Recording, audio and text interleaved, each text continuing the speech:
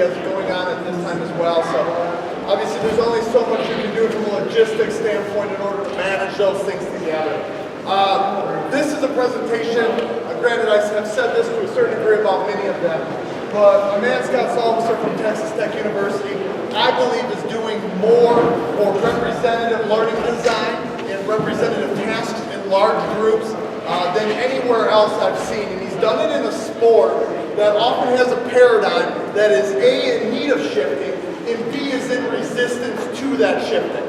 But my man Scott is willing and more than able to be able to carry this out and to be able to do just that. And I'm so excited to have him here to be able to talk about exactly how he's done that and share certain ideas that we've come across as far as challenges, thoughts, considerations that far exclude the foot ladder. But without further ado, my man and good friend, Scott Salwasser. All right, Sean Larkin stole a little bit of my thunder yesterday by having you clap, but I'm going to add a little bit of variability to the clap to change things up a little bit. So you guys are going to follow me, and eventually I'm going to put my hand up, and when I drop it, since Sean, Cam, Joss, and I call ourselves the Movement Mafia, when I drop my hand, you're going to say Mafia. Let's try it.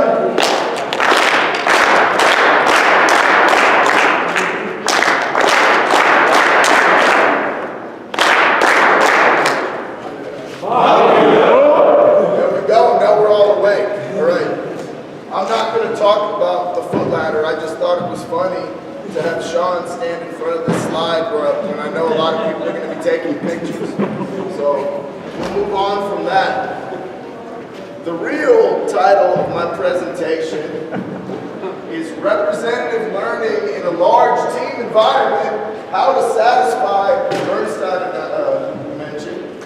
How to satisfy Bernstein and the football coaches. All right, two different ends of the spectrum there. We're going to satisfy both of them with our program here. All right, what I want to start off with is a video, and I want you to remember this video kind of throughout my presentation. I'm going to show it again later, but I think it does a good job addressing a lot of the stuff that I'm going to be talking about as we go through the slides. This is last season we played Arizona State. This gentleman, Cam Dotson, he'll be in the NFL next year. Wide receiver for us, just had his pro day. Back-to-back 4 threes on the scout stopwatches. But to me, that's not really what separates him. What separates him is what you're going to see right here. And again, remember this because I'll be referring back to it throughout my presentation.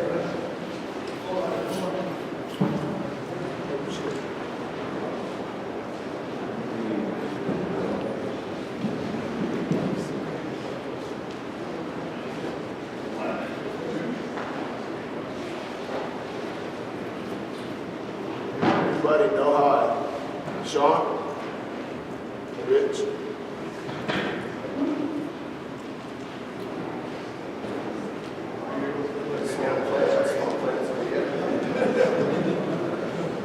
Small request.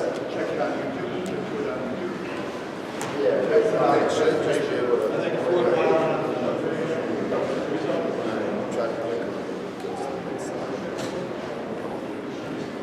bear with us. This is a pretty important video. It'll be worth it, I promise. It will. I agree.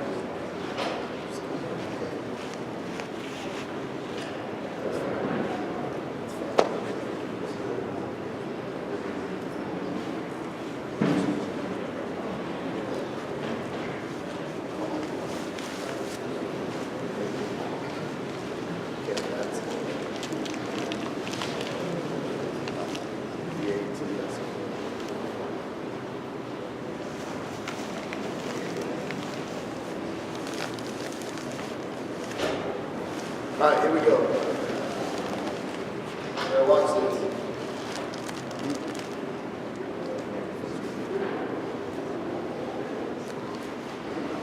Okay, in slow motion.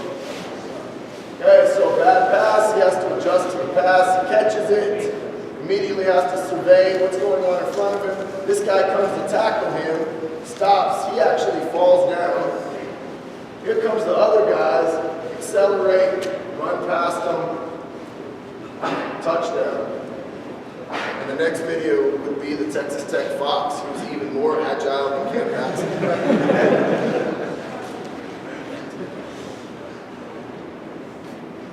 So that kind of lays the framework for what I'm going to talk about today. There's a lot of different things you saw going on there, and we'll go from there. But remember that, keep that in your mind, because I'll be referring to it.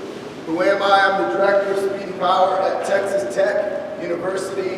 Those are the places I've been: Cal, Sparta, Raiders, Louisiana Sac State, MS in kinesiology. I played football in college, and a lot of that is the reason why I have such a passion for what I'm going to talk about today. I was a very robotic, non-intuitive, non-perceptive football player. I tested really well, ran a fast 40, good pre-programmed agility drills, but if anything broke down in the play or something didn't go exactly as it was drawn up, I could not make the play.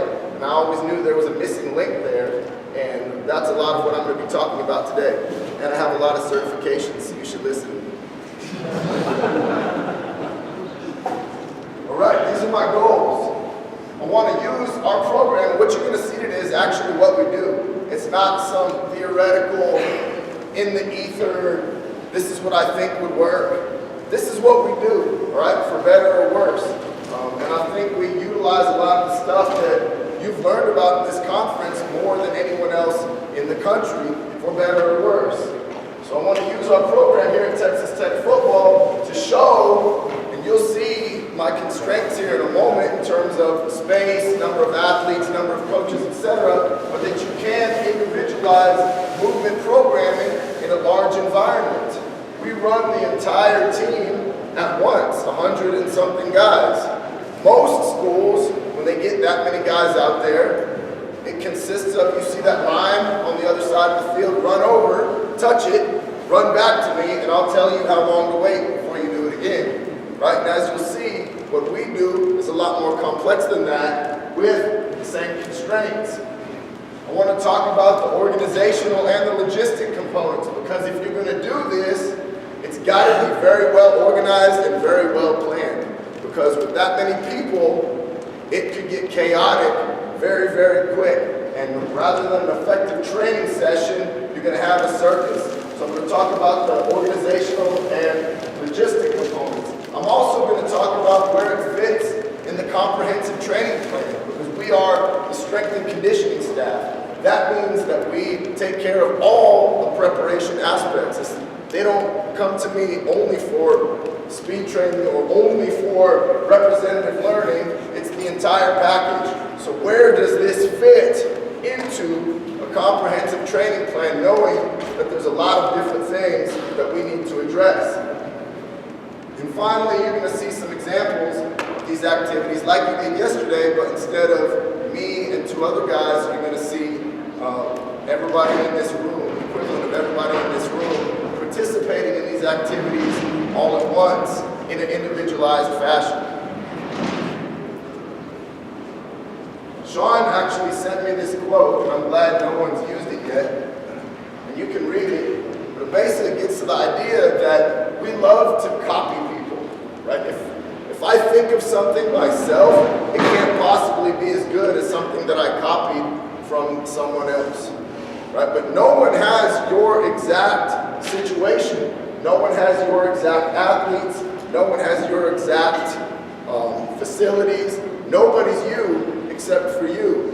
But that makes us a little bit nervous. Well, why isn't anyone else doing it? You know, if no one else is doing it, maybe it's not good, it's not right. I'm not scared of that, all right? If I can come up with a reason to do something and it makes sense to me, and we can do it in a safe fashion, I like to innovate. I want to be the guy that everyone else is calling to find out what the hell we're doing, because we're making so many plays like you saw Cam Batson do in that first slide. So this is the situation that I live in right here. 100 plus student athletes, all at the same time for the running, the field work. 18 to 22 years old, that means that they're developmental, all right? That means that just movement skill alone as you saw in Christina's slide, is not going to necessarily be enough for them to reach their potential. We've got to do a lot of other things. You're going to see a list of those things on the next slide, but we've got to do a lot of things to develop them to reach their potential. NCAA mandated 5 coaches. All right, so you've got 100 plus student athletes, 5 coaches, roughly a 1 to 20 coach to athlete ratio.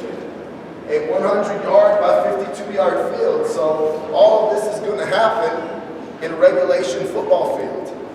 So things are going to be a little bit tight. You've got to be very organized and know exactly what's going on spatially as well as organizationally with these athletes. You've got 60 minutes. Right? That's what we've allocated to each field work session, 60 minutes.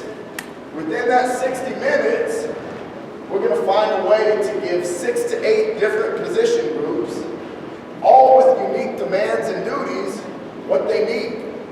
Right? Now, what would the easy thing be?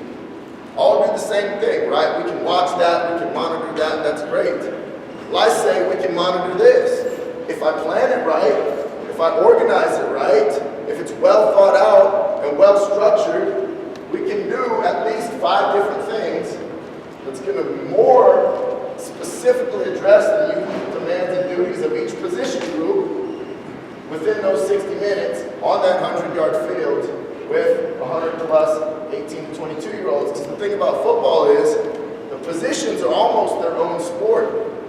You know, Christina asked a question earlier about the constraints based off of position. If you look at an offensive lineman versus a cornerback, huge difference, all right, huge difference. The lineman is going to be spending a lot of his time in contact with another body. That's where I think sometimes GPS is limited, because you may look and say, well, the receiver or whatever had so many more yards, high intensity yards, high speed yards, but he wasn't engaged the entire time.